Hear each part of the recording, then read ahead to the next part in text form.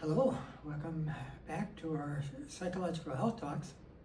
For the next month, we're going to take a look at some of the psychological effects in workplaces and what to know about how to do that. So one of the first things we're going to do is we're going to talk about bringing the science of happiness into work.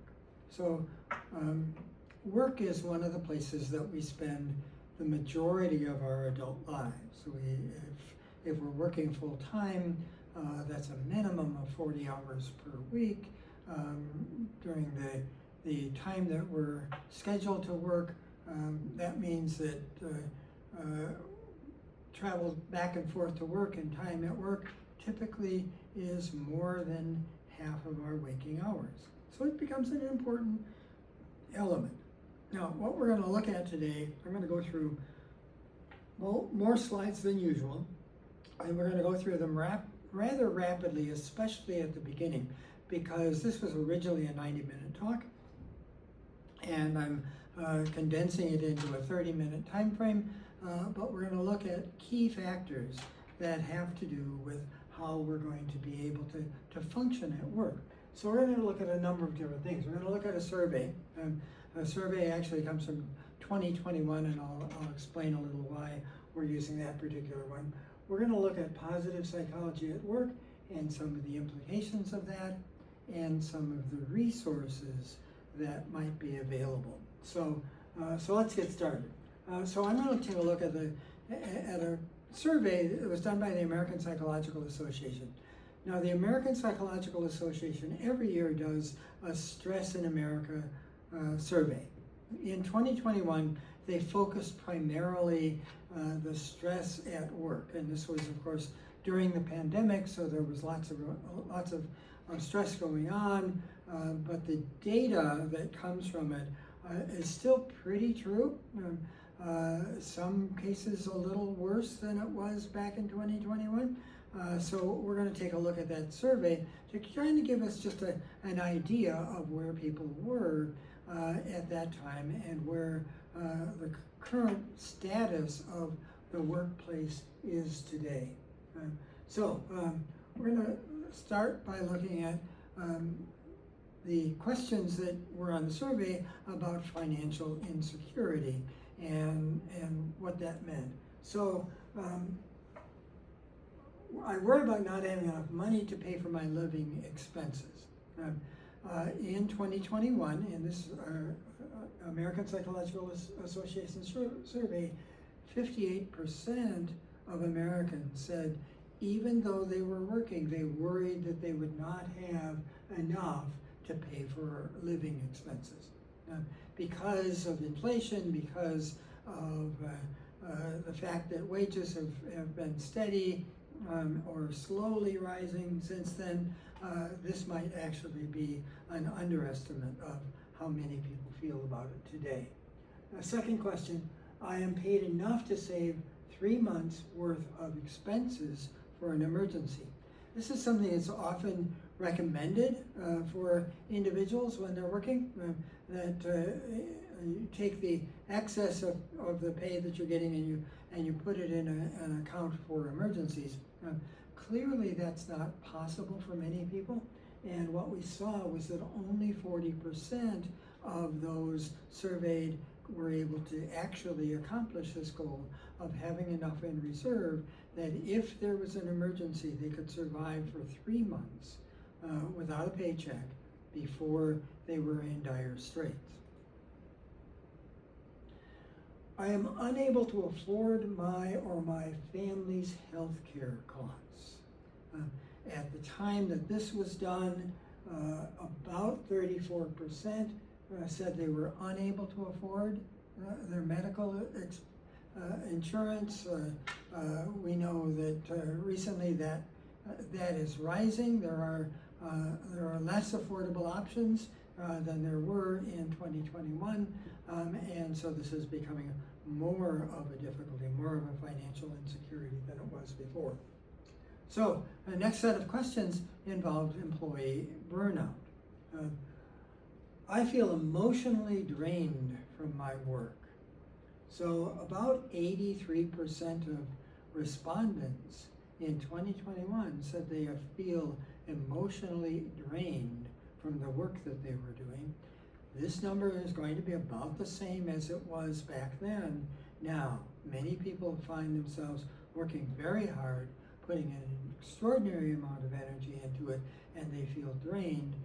It is not feeling like they are getting what they need from that, and so they have that feeling. I strongly agree that my workplace affects my mental health. Obviously, this is something that is important. So 71% agreed that it strongly affects their mental health. Only 2% disagreed. The other are people who are neutral. They didn't say that they agreed or disagreed with it, but a large number of people say that their workplace affects their mental health, and that's one of the reasons we're going to be focusing on that more this month.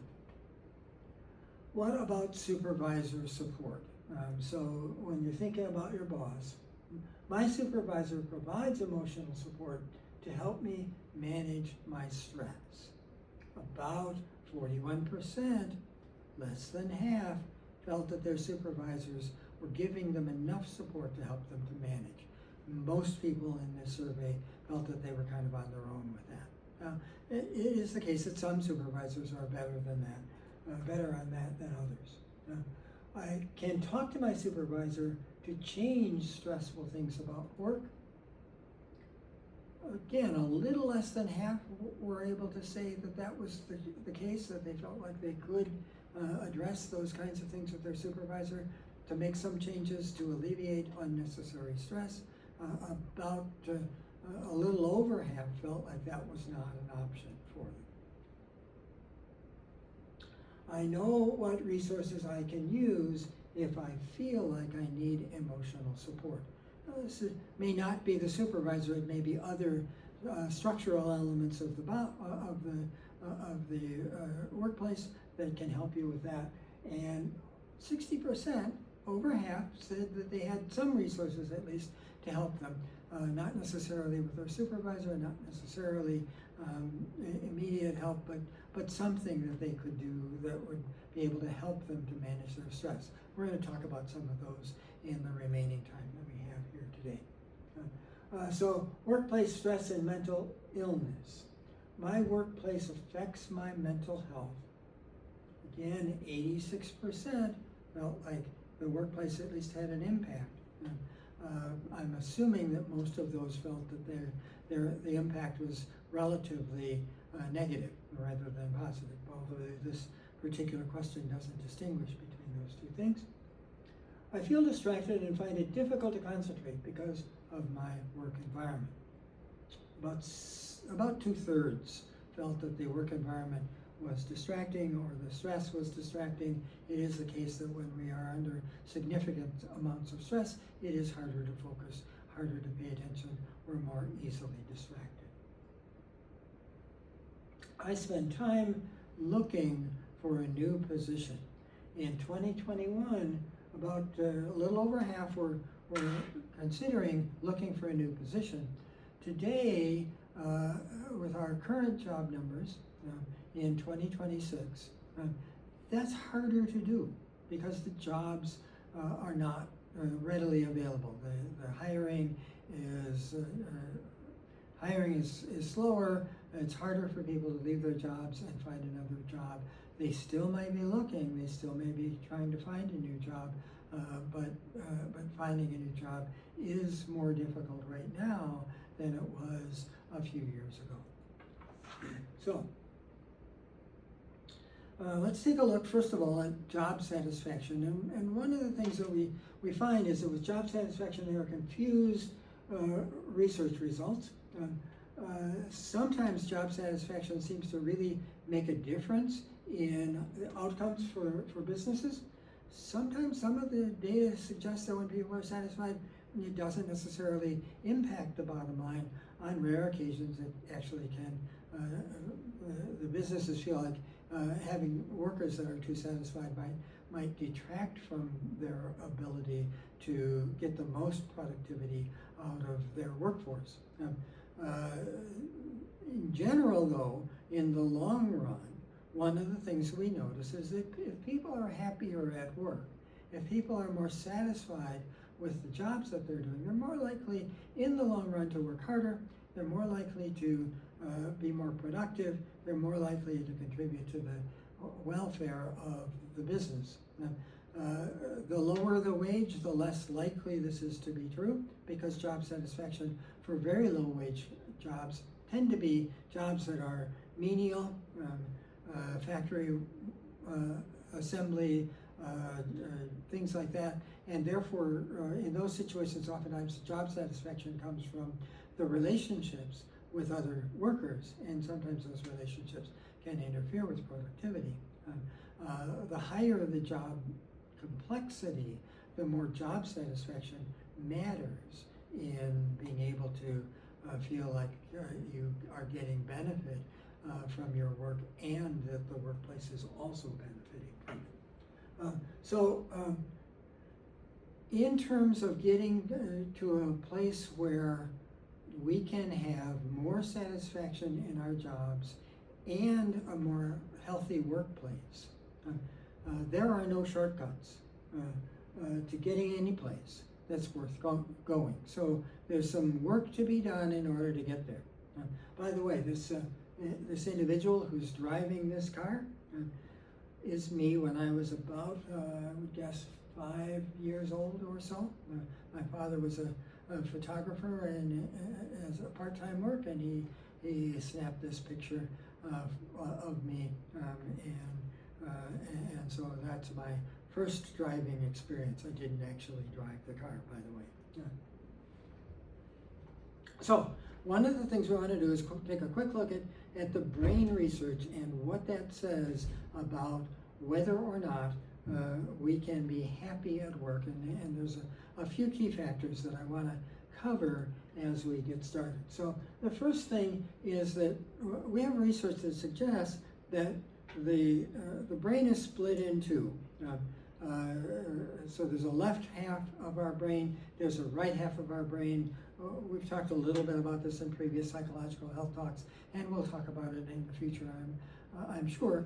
But one of the things that we notice in these kinds of studies is that when we look at whether or not we are happy or not, the left prefrontal cortex, so over the left eye, right behind the forehead, is the area that seems to be most active when we are reporting that we are feeling happy. And the right prefrontal cortex, over the right eye just behind the forehead, is the part that tends to be most active when we're depressed or anxious or worried about things. One of the things we're trying to do is we're trying to activate that left prefrontal cortex more. So the right prefrontal cortex is where we tend to worry, tend to have more depressed feelings. It's more subtle than that, but for our purposes, we'll kind of go there. The left prefrontal cortex is where we get the benefit of feeling better and feeling happier. Now, it turns out that it is also the case that the brain is more like a muscle than we thought. I'm going to back up on this for a second. So if we are happier at work, that strengthens the ability to feel happier at work. If we're worried at work, that strengthens the ability to feel worried at work. We get better at what we practice. And one of the things that we find is that the brain actually starts to modify itself so that in people who are more depressed, they have a slightly larger right prefrontal cortex, and people who are more satisfied have a slightly larger left prefrontal cortex. Part of the implication for that is that if I'm in a work situation in which I am constantly strained, constantly stressed, constantly dissatisfied, it becomes easier to be strained and stressed and dissatisfied over time, And so it has this kind of spiraling effect. It can spiral downward or it can spiral upward, depending on the environment that is established. And for that reason, although we are going to talk about some individual things that we need to do in order to be bringing the science of happiness to work, the environment, the structure of the workplace is also important. And if you're watching this video and you have the ability to affect the structure of your workplace, don't ignore this. If you can create an atmosphere where people feel positive, they feel like they're contributing, they feel like what they're doing has meaning and purpose, it actually builds on itself, and they will help you to build a workplace that has more of that, which in the long run is likely to be much more successful.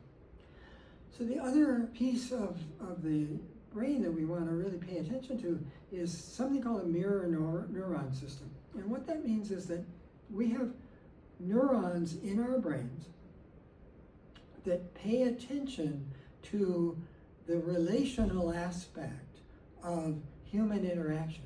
So when we are interacting with a coworker or a customer or our boss, we are picking up signals from them and giving off signals to them that activate mirror neurons and cause us to connect on an emotional level. So that can be positive or it can be negative. And anybody who has small children can see how quickly the mirror neuron system works. When one member of the family is grumpy, it affects other members of the family. When one member of the work team is grumpy, it easily affects other members of the work team. One of the things we don't recognize and we don't pay enough attention to is that if I can bring a positive energy to my workplace, that also has an impact because that brings positive energy to my teammates and to the work environment. All right, so what are some of the implications? So we're going to look at two separate ways to take a look at this. The first area is, what can I do, regardless of my position in the workplace? If I'm a boss, if I'm an owner, if I'm a worker, what are some of the things that I can do that will affect my ability to be happier in the workplace? We're also going to spend some time then looking at what are some of the structural elements of a good workplace that will promote our ability to create a workplace that fosters that kind of happiness and that kind of satisfaction. So, as I mentioned before, the brain is more like a muscle than we ever thought, and how we use it begins to be much more the condition in which we are likely to be leaning in any kind of situation. So if I am constantly working on bringing a positive atmosphere for myself in my workplace, over time that becomes easier and easier to do.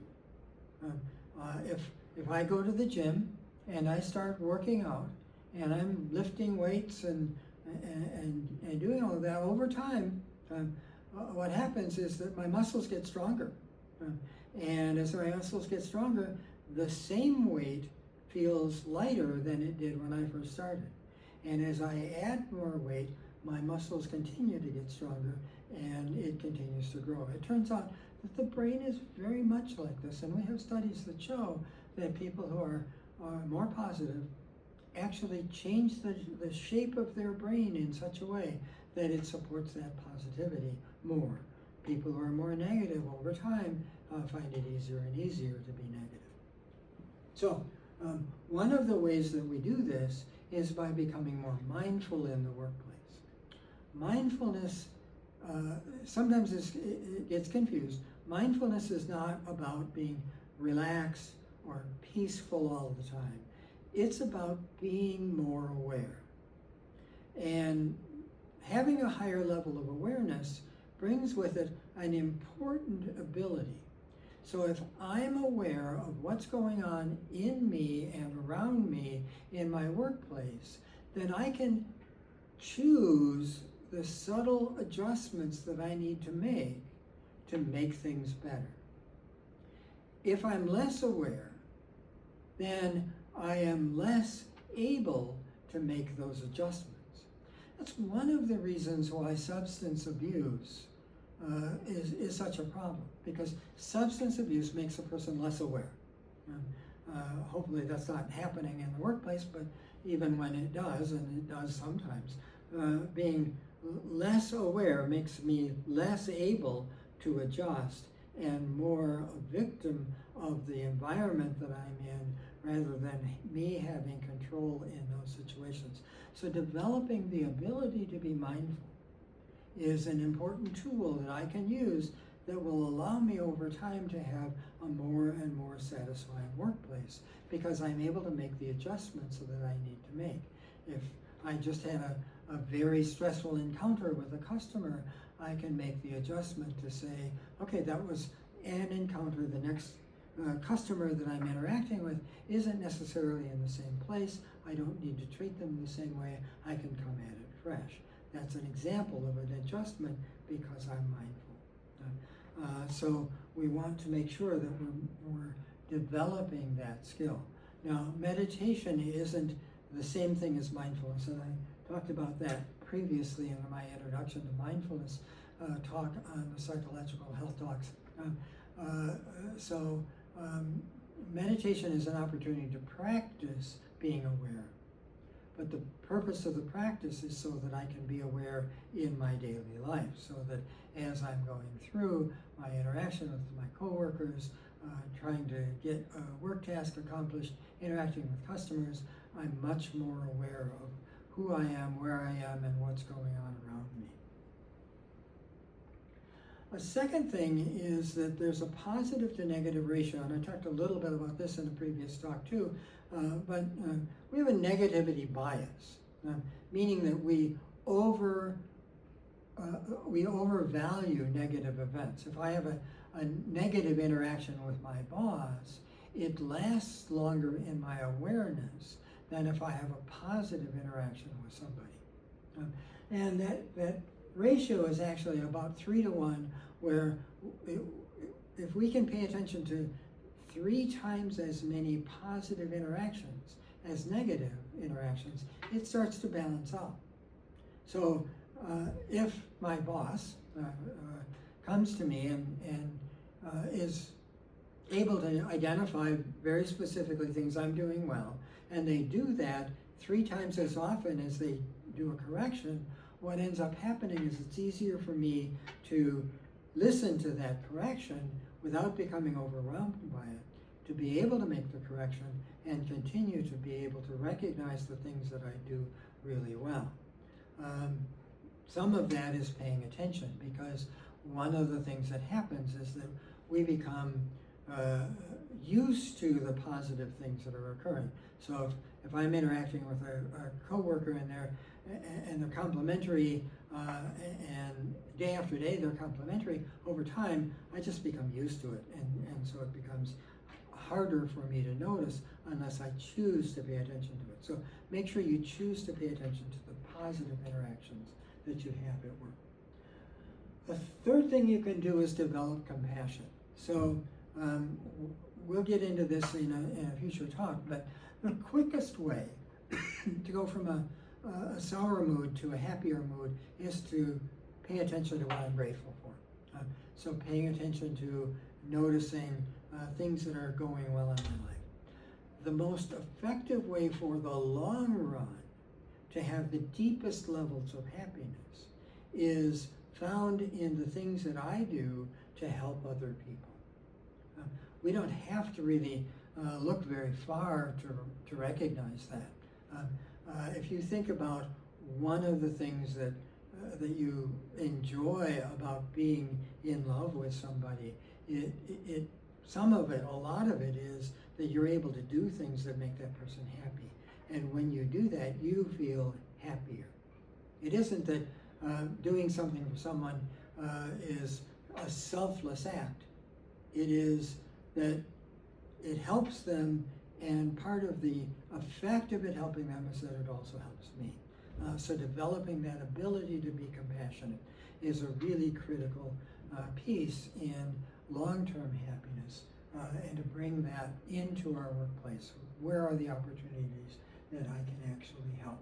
So let's take a look at some of the resources that might be available within the workplace that can help us to structurally have a workplace that will promote a happier, more productive environment. So there's a number of them, and we're going to take a look at several of them. I've got trainers and mentors and coaches kind of at the outskirts because I'm not going to talk about those today. But I'm going to talk about employee assistance programs. I'm going to talk about wellness programs, mental health treatment and where that fits, and what a consulting psychologist can do in a workplace to create this kind of environment. So first of all, an employee assistance program. Many companies now have employee assistance programs. They're designed to be very inexpensive. Essentially, for most employees, they don't pay for using their employee assistance program. It is primarily focused on short-term issues. So there are a few sessions that are given with a person who's trained, an employee assistance professional, who can help you work through very specific kinds of issues. You've got a relationship issues, you've got a financial issue, you've got some legal questions. All of those things might be things that you can access in your employee assistance program. They're not meant to be long-term changes. They're meant to be short-term kinds of benefits. Excuse me. Now the next thing is a wellness program. A wellness program is a supportive, ideally integrative system in which there's an effort to prevent future problems. This is actually one of the more difficult things for human beings to do. We tend to focus on immediate problems, and if there's a future problem, it's harder for us to do something about it. And in an effective wellness program, one of the things that happens is that there aren't future problems. So it's harder to recognize the value of it because the things that might have happened that would be terribly disruptive don't happen because the employees are taking care of themselves. And that might be physical health, it might be mental health, it might be financial health. It could be a variety of things that wellness program helps with in order to help that particular employee have fewer problems in the future. For those individuals who are undergoing significant issues, and that might be workplace related, it might be there might be other sources for it, but it affects the workplace. Mental health treatment needs to be available in order for individuals who can take advantage of that to deal with more difficult issues that aren't going to go away on their own and are going to need the help of a professional who helps you to intervene and make choices, make adjustments, either with medication or psychotherapy, ideally both, that helps you to establish a new path and do better. Finally, there is the ability for a consulting psychologist to work with an organization that will help that organization to put in the systems in place to help employers be more supportive, help employees to be able to be more mindful and take care of themselves better and be more productive, to help with the kinds of planning, because in the most effective companies, it's not just about the financial bottom line. It's about putting the systems in place so that the most valuable resource in any organization is the human capital, the people that work there, the people that make the organization work. Even in the age of the beginnings of AI, we're going to see that human capital is still essential to make an organization really truly work and really truly be a place where the business is good and the individual is taken care of. We'll talk a little bit more about this next week when I talk about the psychological healthy workplace and what that culture looks like. But for today, understand that there is a role for a psychologist, perhaps even on the board of directors, to help to make sure that that really important dimension is taken into account in any organization. So there are many different kinds of resources. These are just a few that I used for this talk, so it's on the slide. You can go back to it if you need it. But next week, again, we will be looking at the psychologically healthy workplace that will build on what we talked about today in bringing the science of happiness to work. So watch the video, like it if it seems important to you. Be sure and come back for new talks as we go along. I appreciate your attention, and stay with us for new psychological health talks. Thanks.